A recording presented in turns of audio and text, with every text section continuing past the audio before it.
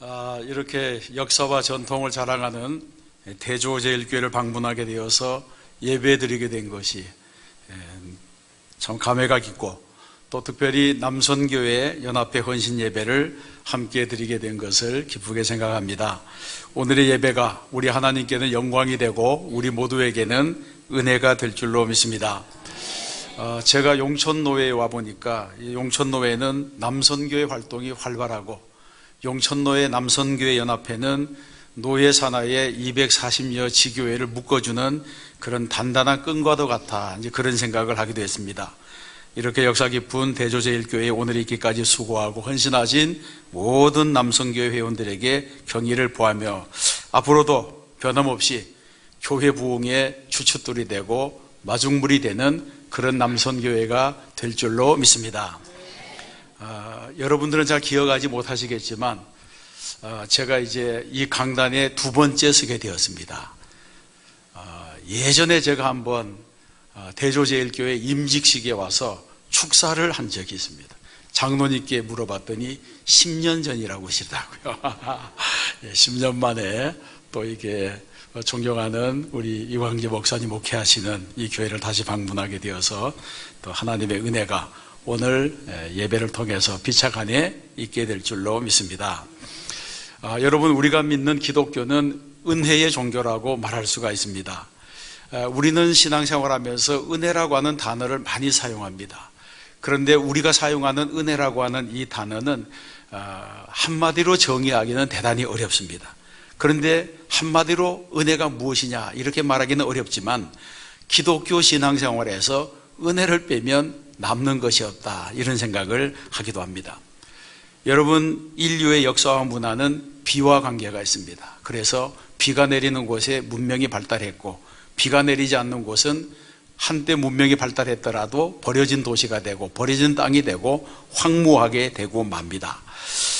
그래서 이게 비가 적당히 와야지 사람이 살 수 있고 짐승도 풀을 뜯을 수 있고, 그곳에서 이제 여러 가지 농업, 공업, 도시생활 이런 것을 유지할 수 있게 된다고 할 수 있습니다. 비만 그런 것이 아니라 햇빛도 그렇습니다. 인간을 포함해서 모든 생명체는 태양빛이 없으면 살 수가 없습니다. 빛이 있어야지 식물도 살고 동물도 살고 또 빛을 받아야지 생명이 살아나게 됩니다. 그런데 이런 것들은 사람이 만들어낼 수가 없습니다. 비도 사람이 마음대로 할 수 없고, 바람도 사람이 마음대로 할 수 없고, 태양의 빛도 사람이 마음대로 할 수가 없습니다. 사람이 원한다고 되는 것이 아닙니다. 그래서 우리가 살다 보면 이렇게 해와 비를 주시고 따뜻한 바람을 주시고 이 모든 자연 환경을 주시는 것은 하나님이 주시는 것이라고 하는 것을 우리가 깨닫게 됩니다. 은혜가 무엇이냐? 그렇게 말하면 은혜라고 하는 것은 내가 아무런 수고를 하지 않았는데 하나님께서 해와 비를 주시고 또 하루하루를 선물로 주는 것처럼 값없이 내게 부어주시는 것이 은혜라, 그렇게 말할 수 있습니다. 여러분, 신앙생활에도 은혜가 많이 필요합니다. 영적인 삶에도 은혜가 필요합니다. 그래서 우리가 신앙생활하는 동안에 다른 것은 좀 부족하더라도, 다른 것은 좀 어렵더라도 하나님의 은혜가 우리와 함께 하기만 하면, 하나님의 은혜가 우리와 함께 하기만 하면 모든 것이 다 이루어지고, 다른 것이 다 갖추어지고 다른 것이 다 준비되었다고 하더라도 하나님의 은혜가 없으면 안 되는 것, 이것이 바로 신앙생활이고 교회생활이라고 말할 수가 있습니다. 그래서 성도들은 신앙생활하면서 항상 은혜에 대해서 생각을 하게 되고 은혜라고 하는 단어를 많이 사용하게 됩니다. 그래서 우리가 흔히 모든 것이 하나님의 은혜입니다. 오늘 은혜 많이 받았어요. 요새 은혜가 식었어요. 이런 말을 자주 하는 것도 신앙생활에 은혜가 그만큼 중요하다고 하는 표시라고 볼 수 있습니다. 그러면 우리는 어떻게 이 은혜들을 받을 수가 있겠습니까? 중요한 것은 이 은혜가 하나님께로부터 온다는 것입니다. 오늘 우리가 8절 상반절 말씀을 읽었는데, 하나님이 능히 모든 은혜를 너희에게 넘치게 하신다, 이렇게 말씀하고 있습니다. 하나님이 은혜를 넘치게 하신다고 하는 것은, 은혜라고 하는 것은 하나님께서 부어주시는 선물이라고 하는 의미가 있습니다. 모든 은혜라고 하는 것은 여러 가지 은혜를 말합니다. 실제로 우리가 세상을 살아가면서 은혜를 경험하게 되는데, 우리가 경험하는 은혜의 종류는 수천 수만 가지라고 볼 수가 있습니다. 마치 태양빛이 우리에게 쏟아지는 것 같이 부어지는 것이 은혜라. 은혜가 있기 때문에 오늘 우리가 이 자리에 앉아있게 되는 것입니다. 그러면 하나님께서 왜 우리에게 은혜를 넘치게 하시는가? 오늘 읽은 말씀의 하반절에 보게 되면 너희로 모든 일에 항상 모든 것이 넉넉하여 모든 착한 일을 넘치게 하려 하심이라, 이렇게 말씀합니다. 이 말씀은 무엇을 말하느냐 하면, 내가 먼저 은혜를 받아야지 모든 것이 넉넉해지는 것이고, 내가 먼저 은혜를 받아야지 착한 일도 넘치게 할 수 있다, 그런 말씀을 주신 것이라고 볼 수 있습니다. 여러분, 가정에도 은혜가 넘쳐야지 넉넉해지는 것이고, 사업에도 은혜가 넘쳐야지 넉넉해지는 것이고, 교회도 은혜만 있으면 모든 것이 다 넉넉하게 되는 것입니다. 그래서 우리가 세상을 살아가다 보면 모든 일이 은혜와 비례한다고 하는 것을 배우게 됩니다. 그래서 은혜를 많이 받으면 많은 일을 할 수 있습니다. 그리고 교회 안에서 많은 일을 하는 사람들은 틀림없이 은혜를 많이 받았다는 증거입니다. 은혜가 풍성하면 우리의 삶 자체가 풍성해지게 되는 것입니다. 여러분, 세상을 살아가면서 좋은 일을 많이 하기 원한다면 우리는 은혜를 받아야 됩니다. 배터리도 충전이 되어야지 사용하는 것처럼 나도 먼저 은혜로 충만해져야지 이런 일도 하고 저런 일도 할 수 있게 되는 것입니다. 대부분의 교회가 연말만 되면 자꾸 내려놓는다는 사람들이 많이 생깁니다. 이것도 내려놓고 저것도 내려놓고 자꾸 교회에서 맡긴 일들을 내려놓겠다고 그렇게 말을 합니다.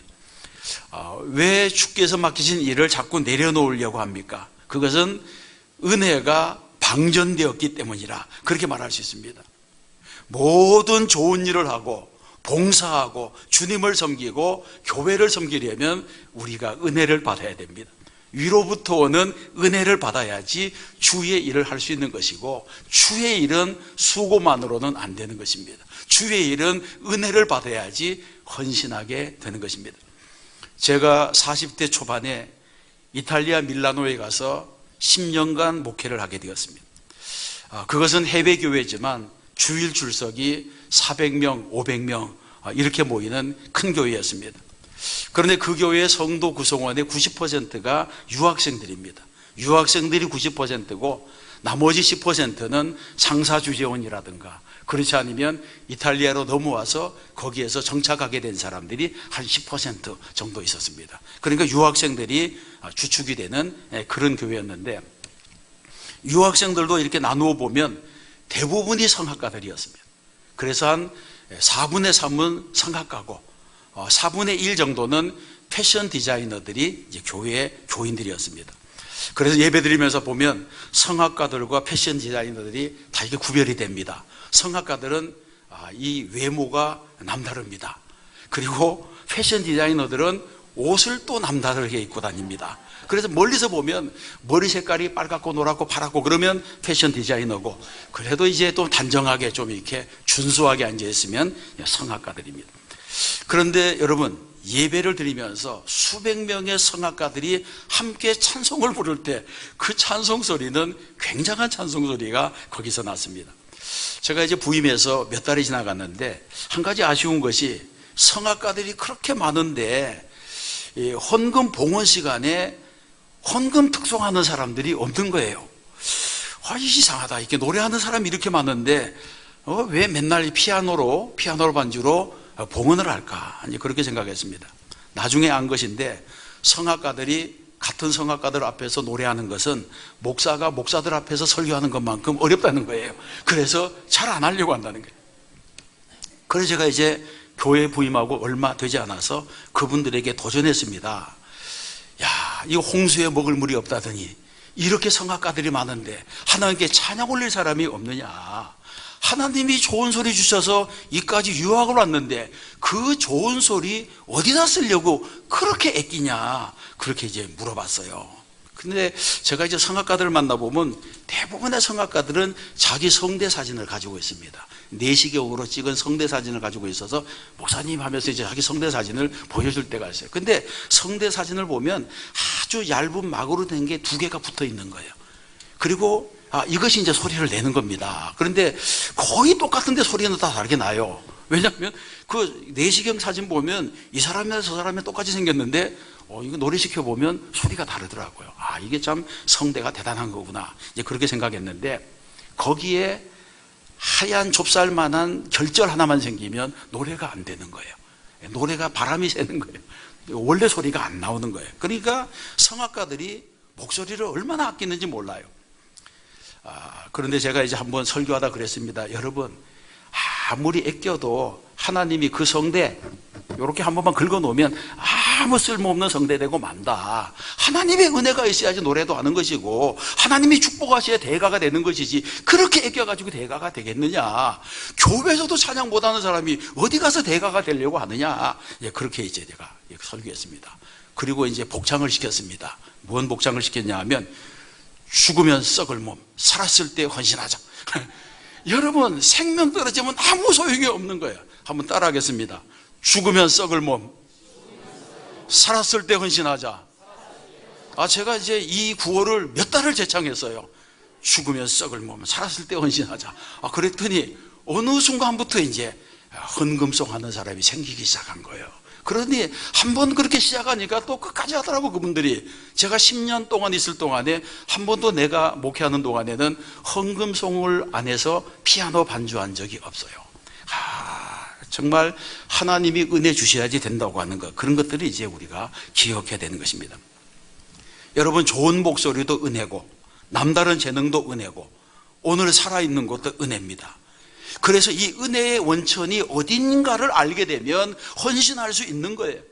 그런데 건강 다 잃어버리고, 기회 다 잃어버리고, 돈 다 잃어버리고, 아무것도 없이 이제 헌신할 수도 없을 정도가 되어서 내가 그때 잘할 걸, 그렇게 생각해도 소용없다는 거예요. 그래서 천국에 가면 이게 남들은 다 면류관 쓰고 있는데 아무것도 안 쓴 맨머리로 껄껄껄 하는 사람이 많다는 거예요. 그때 헌금할 걸, 그때 봉사할 걸, 그때 헌신할 걸. 그러나 여러분, 헌신은 살아있을 때 하는 거예요. 내가 건강할 때, 하나님이 내게 기회 주셨을 때에, 때를 얻든지 못 얻든지 하나님이 나를 이 땅에 살게 하셨을 때, 그때 우리가 주를 기쁘시게 하고 주를 위하여 헌신하는 복된 사람들이 되어야 할 줄로 믿습니다.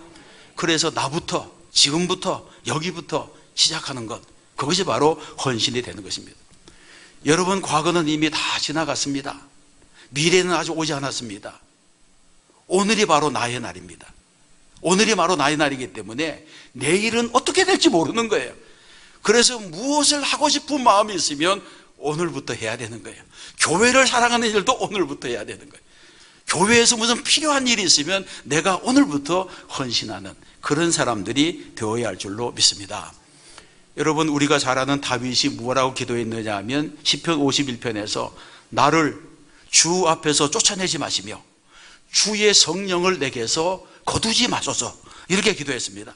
그리고 이어지는 말씀에 보게 되면 여호와여 우리에게 은혜를 베푸시고 또 은혜를 베푸소서, 이렇게 기도하고 있습니다. 여러분, 아무리 똑똑해도 하나님이 내쫓아버리면, 하나님이 거절하시고 하나님이 외면하시면 아무것도 아니라고 하는 거예요. 하나님의 성령을 내게서 거두어 가시면 나는 살아있는 육체에 불과하게 되는 것입니다. 그래서 신앙생활에 은혜가 필요한 거예요. 그래서 다윗도 여호와여 우리에게 은혜를 베푸시고 은혜를 베푸소서, 이런 기도를 시편 곳곳에 남겨놓은 것입니다. 여러분, 우리가 열심히 노력하면 되는 일이 있습니다. 하나님이 도와주지 아니하셔도 내가 열심히 하면 되는 일들이 있습니다. 그러나 신앙생활하는 사람들은 하나님의 은혜가 떠나가고, 하나님이 나를 버리시고, 하나님이 나를 미워하시고, 하나님이 나를 대적하시면 내가 어디 가서 땅에 발을 붙이고 살 수 있겠습니까? 그래서 우리는 날마다 하나님의 은혜를 사모하는 성도들이 되어야 할 줄로 믿습니다. 은혜가 우리 속에 있어야 되는 것입니다.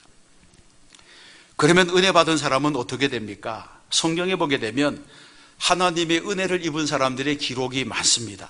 노아를 보세요. 창세기 6장에 어떤 말씀이 있느냐 하면 그러나 노아는 여호와께 은혜를 입었더라 그렇게 말합니다. 여기서 그러나라고 하는 것이 무슨 말입니까? 이 그러나라고 하는 것은 세상이 더러워지고 세상이 타락하고 세상 사람들이 다 하나님을 떠나고 이제 이 세상이 홍수로 심판받아서 다 멸망하는 그때에도 노아는 하나님께 은혜를 받았다는 거예요. 그러니까 여러분, 세상이 더러워서 내가 똑바로 못 산다 이런 생각을 하면 안 되는 것입니다. 요셉이 어떻습니까? 요셉은 형들의 미움을 받아서 애굽의 종으로 팔려가서 보디발의 집에서 10년, 감옥에서 3년 고초를 겪었습니다. 그런데 성경에서 뭐라고 말하냐면 그럼에도 불구하고 여호와께서 요셉과 함께 하심으로 그가 형통한 자가 되었다는 거예요. 그래서 종살이 할 때도 형통하고 감옥에서도 형통하고 또 바로의 총리가 되어서도 형통하고 일생 동안 여호와께서 함께 하심으로 형통한 사람이 되었다 이렇게 말하고 있습니다. 이것은 다른 말로 하면 하나님께서 그 시대에 요셉에게 은혜를 부어주셨다고 하는 것입니다. 야곱과 다윗 모든 사람들이 하나님께서 부어주시는 은혜를 체험하고 난 다음에 세상이 다 미워해도 마지막엔 승리하고 하나님의 영광이 된 것입니다. 그 대신에 잘못된 사람들을 보면 어떤 사람이 있습니까? 에서를 보세요.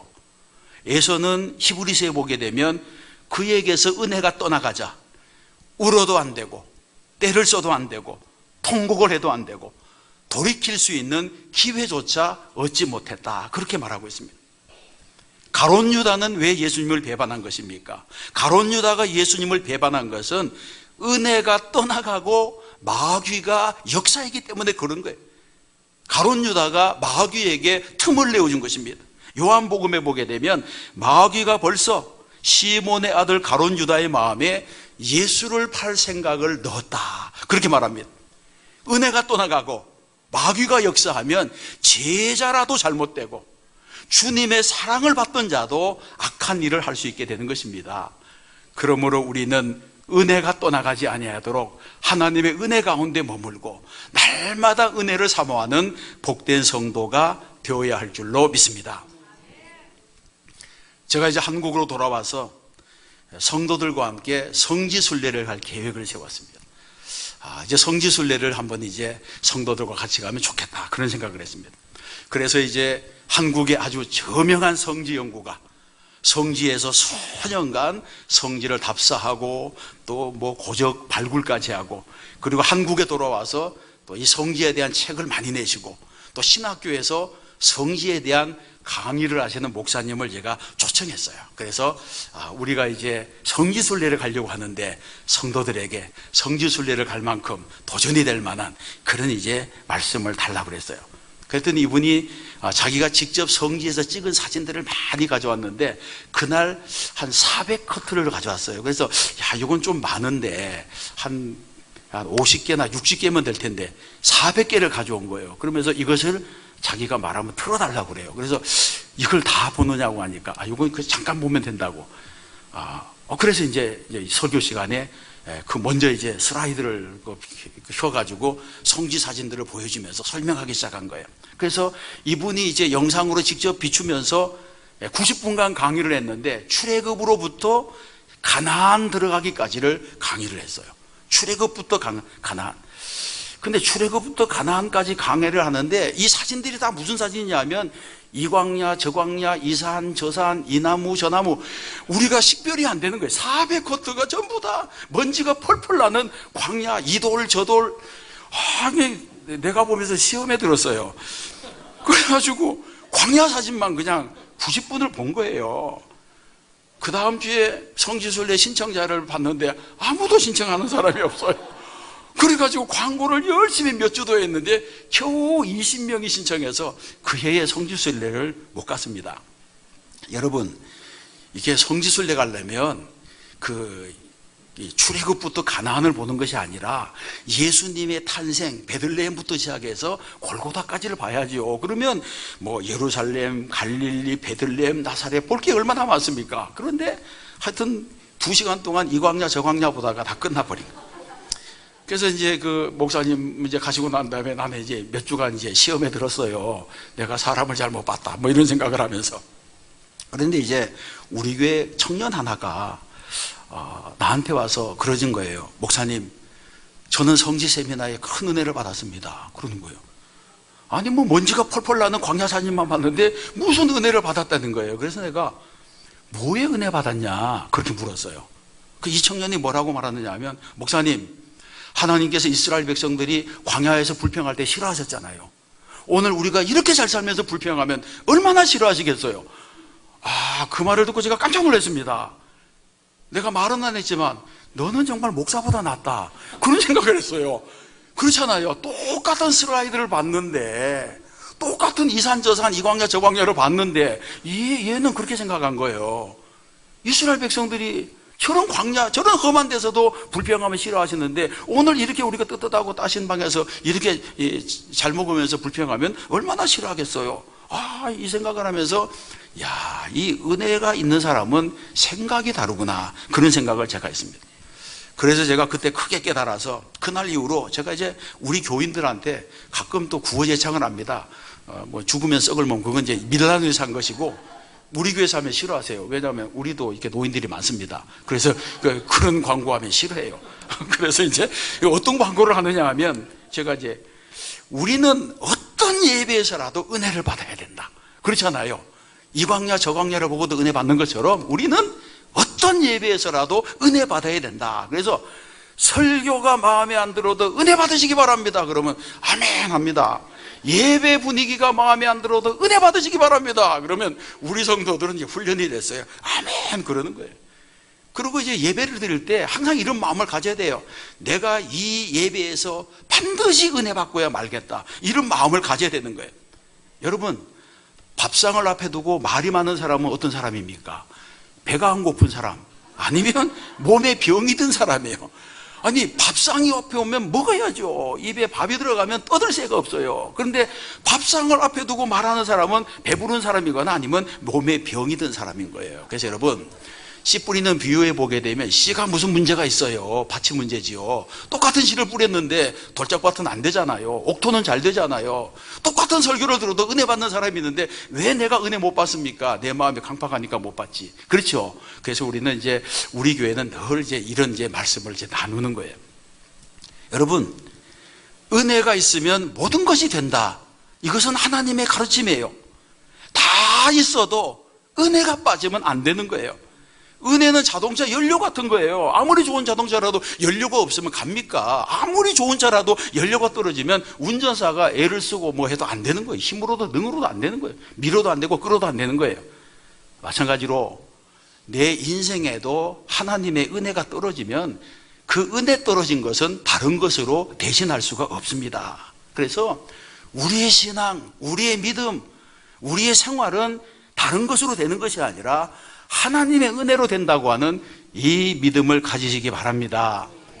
명심해야 되는 거예요. 돈이든 건강이든 실력이든 무엇을 가졌든 그것으로 인간이 살아가는 것이 아니고 우리는 하나님의 은혜로 사는 것입니다. 은혜가 떨어지면 피곤해집니다. 은혜가 떨어지면 시험에 듭니다. 은혜가 떨어지면 자꾸 어려움이 옵니다. 사역에서 물러서고 싶은 사람, 이 내년에는 좀 쉬어야 되겠다고 하는 사람, 이런 사람들은 내가 받은 은혜의 무게를 한번 달아봐야 돼요. 은혜가 떨어지면 모든 것이 힘이 드는 거예요. 그래서 무엇을 하든지 우리는 은혜를 받아야 됩니다. 영적인 에너지가 충전이 되어야 되는 거예요. 그래서 예배를 게을리하면 안 되고 기도를 쉬어서도 안 되고 일하기 전에 먼저 은혜를 받아야 하는 것입니다. 그래서 대조제일교회도 은혜로 충만한 남성 예원들이 가득하게 되면 하나님께서 복에 복을 더하시고 은혜 위에 은혜를 더해 주실 줄로 믿습니다. 은혜 받으면 달라지는 것이 많습니다. 은혜 받으면 벌써 얼굴의 표정이 달라집니다. 은혜 받으면 그 사람의 태도가 달라집니다. 은혜를 받으면 그 사람의 언어가 달라집니다. 말에서 도끼가 빠지는 거예요. 말에서 가시가 빠지는 거예요. 그래서 은혜 받은 사람들은 멀리서 봐도 표시가 나는 것입니다. 그래서 은혜 받은 사람들이 많으면 교회가 반드시 잘 될 줄로 믿습니다. 중요한 것은 이런 은혜를 하나님께서 베풀어 주시기를 기뻐하신다는 것입니다.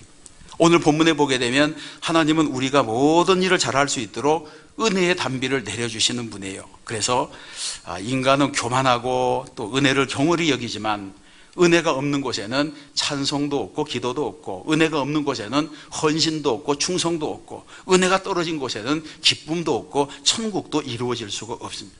그러나 여러분, 모든 것이 부족하더라도 은혜가 함께하면 좋아지는 거예요. 은혜만 있으면 잘 되는 거예요. 은혜만 있으면 감당할 수 있게 되고 승리하게 될 줄로 믿습니다. 은혜가 있는 곳에 주님의 나라가 임하게 되는 것입니다.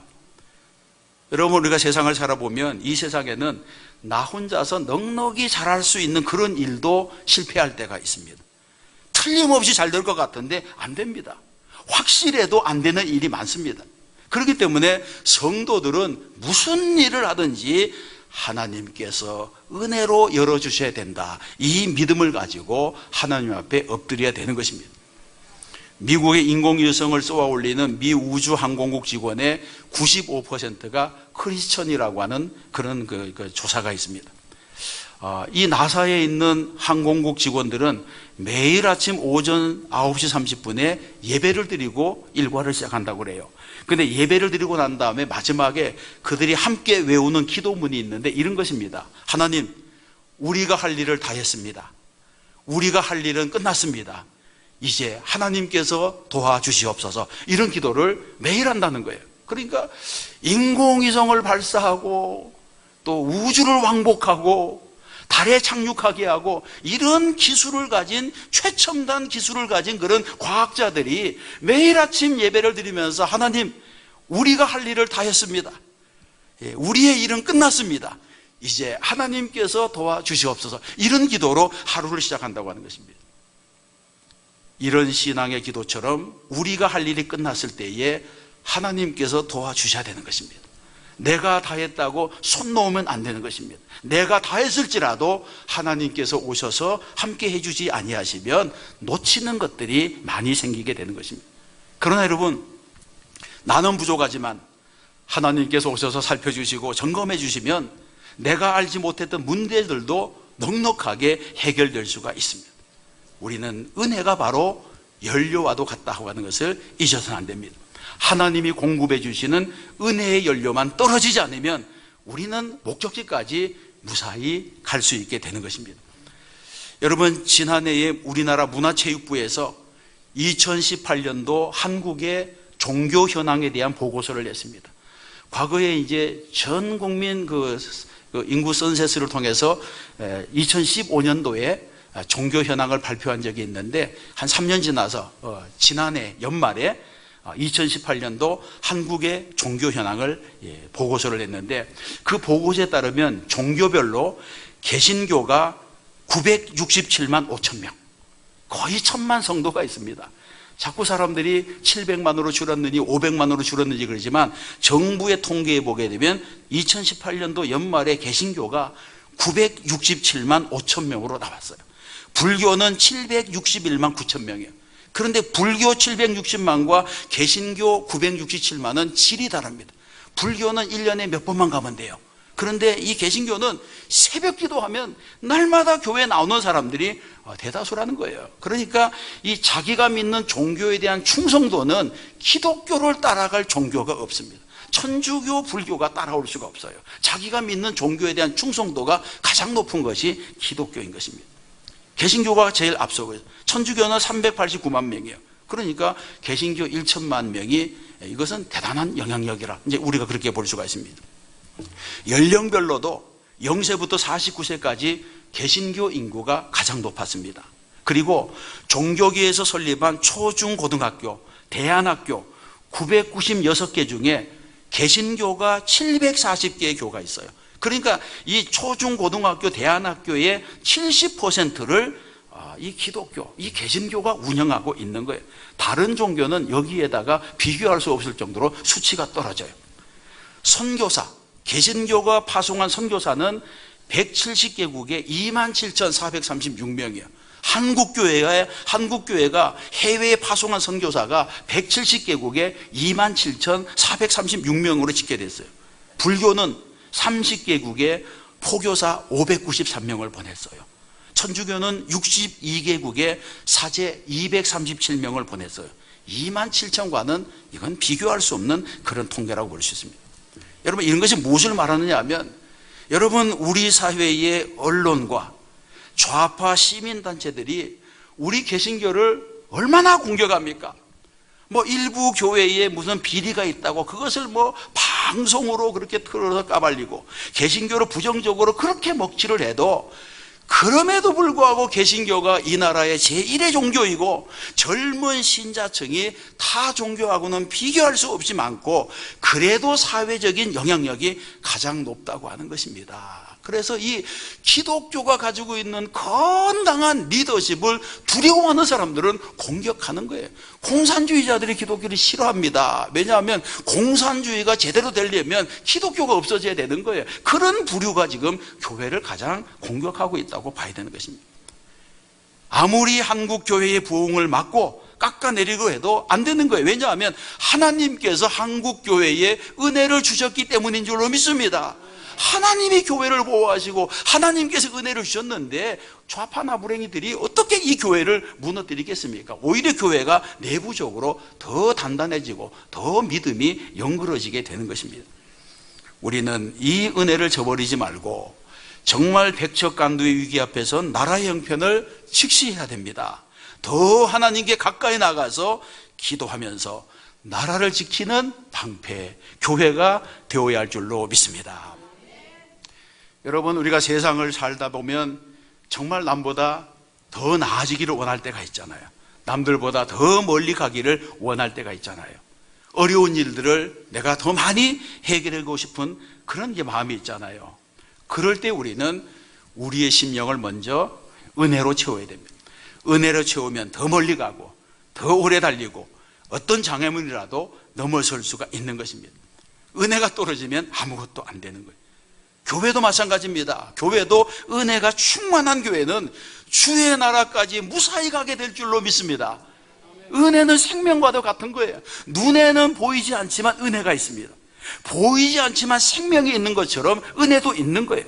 생명이 떠나가면 살 수 없는 것처럼 은혜가 떠나가면 하나님 앞에서 버려지게 되는 것입니다.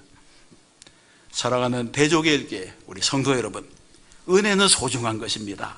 하나님의 자녀들에게 있어서 은혜는 생명처럼 소중한 것입니다. 그래서 우리는 때를 따라 돕는 은혜를 얻기 위하여 은혜의 보좌 앞에 담대히 나아갈 것이라, 그렇게 말씀하신 것처럼 날마다 우리는 하나님의 성전, 은혜의 보좌 앞으로 나가야 되는 것입니다.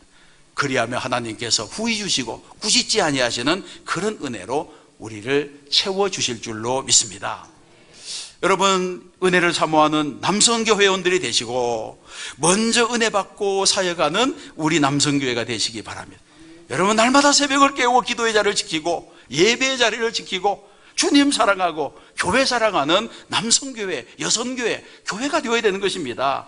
그러면 교회가 반드시 은혜가 넘치고 잘 될 줄로 믿습니다. 저는 이 은혜가 마치 꽃과도 같다고 생각합니다. 은혜가 마치 꽃과도 같은데 꽃에는 꿀이 있고 향기가 있습니다. 그래서 꽃이 피면 멀리서부터 벌들이 날아오는 거예요. 그런데 이 벌들이 보통 4km 밖에 있는 꽃의 냄새를 맡는다고 하는 거예요. 4km 밖에 있는 벌들까지 꽃이 제대로 피기만 하면 그 벌들을 불러 모으는 거죠.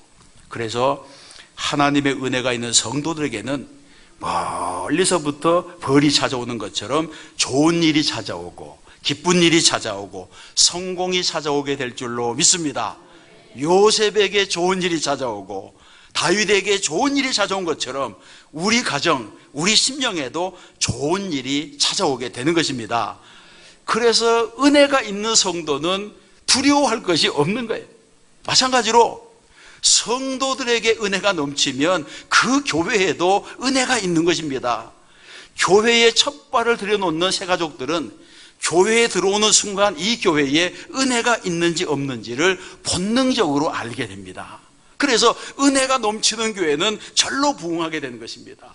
그래, 특별히 우리 남성교 회원들은 얼굴 전도지를 활짝 펴고 늘 웃는 모습으로 다녀야 됩니다. 우리 교회도 이제 원로 목사님 은퇴하시고 제가 2대 목사로 와서 14년이 지나가는데 오늘까지 아무런 분쟁이 없이 은혜롭게 성장하는 것은 우리 장로님들의 표정이 밝아요.